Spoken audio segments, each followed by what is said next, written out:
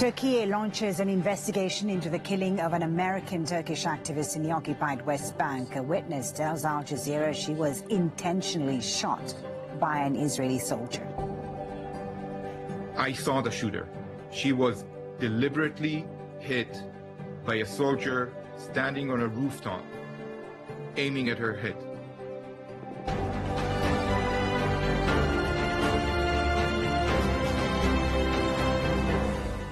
You're watching Al Jazeera live from Doha with me, Fuli Batibo. Also coming up, it's the last day of the first phase of the United Nations polio vaccination campaign in Gaza.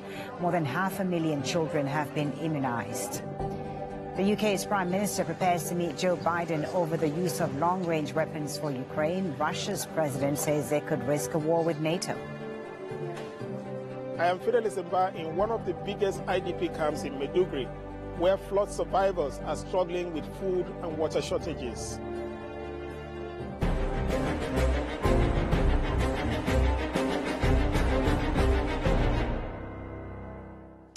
Turkey has launched an investigation into the killing of an American Turkish citizen in the occupied West Bank. The body of activist Ayşe Nur Eyagi is now on its way to her hometown in Turkey for burial. She was shot and killed by an Israeli sniper in the occupied West Bank a week ago as she was protesting against illegal Israeli settlements. Ayagi's funeral is being held in her hometown of Didim in western Turkey on Saturday.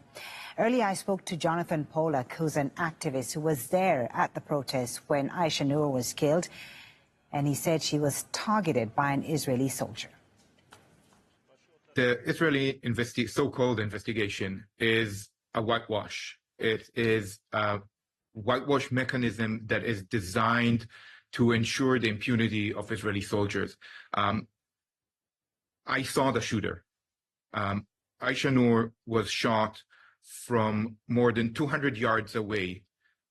That's more than 2 football fields joined together, and from an elevation of more than 100 feet above. There was no one around other than her that could have possibly been the target of that shot. She was deliberately hit by a soldier standing on a rooftop, aiming at her head. And that soldier took a kill shot.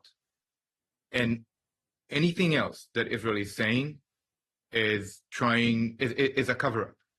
And it is a cover-up for her intentional killing.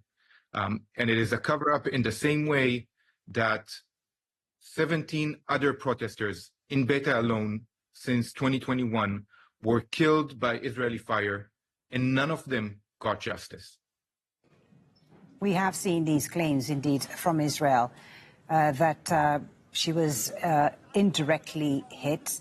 And these are the same claims they've put forward with previous killings of activists, of journalists, such as Al Jazeera's own Shireen Abu Akleh. But never really we've seen anyone being held to account.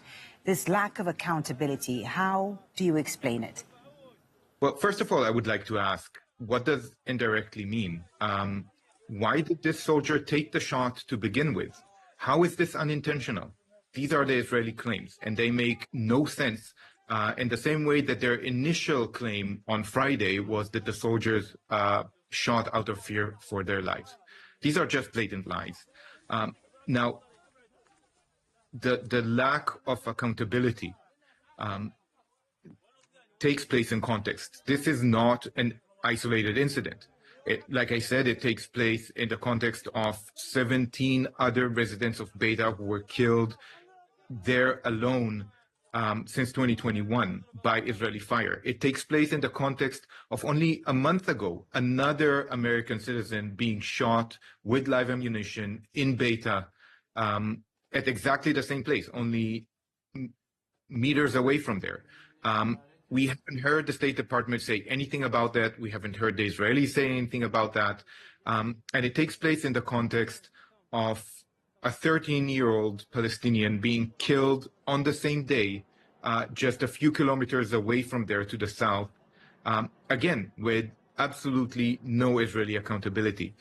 The same bullet that killed Ayşe Nur is the bullet that Israel uses to kill Palestinians in Nur Shams, in the Jenin refugee camp, in Tubas.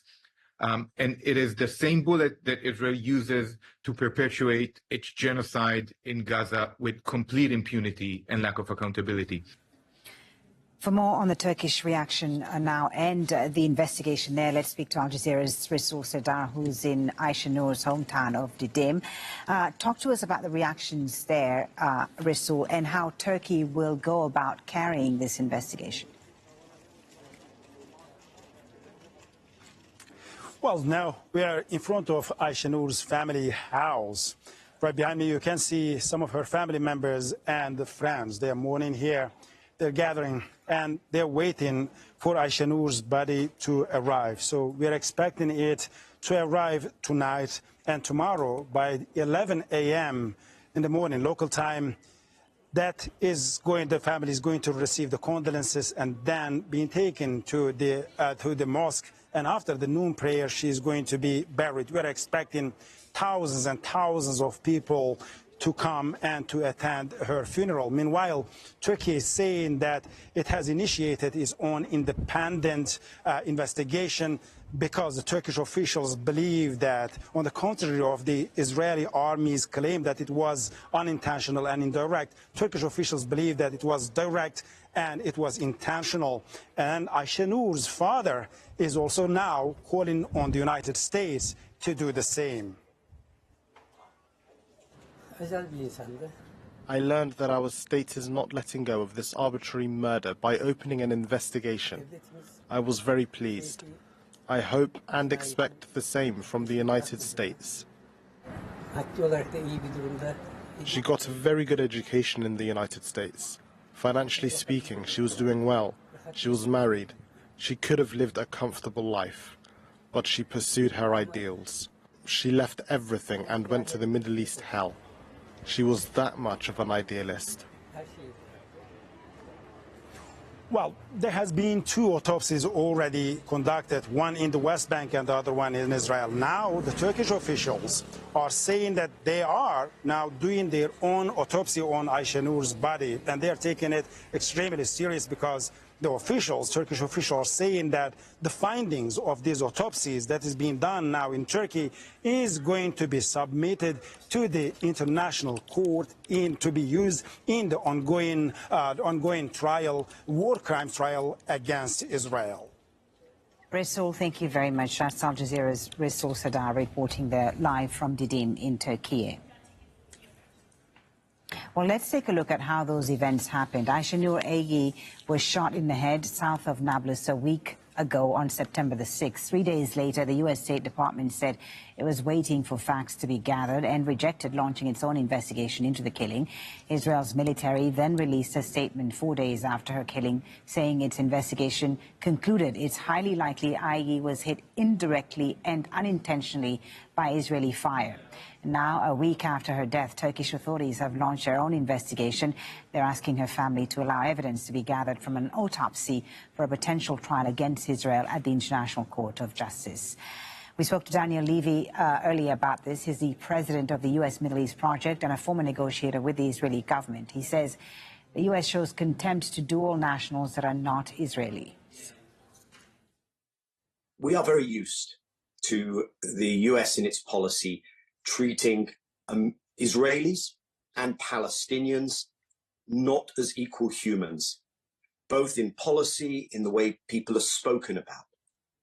But what about American citizens? Here you are creating that line, that separation line between lesser and more human Americans with a different set of rights.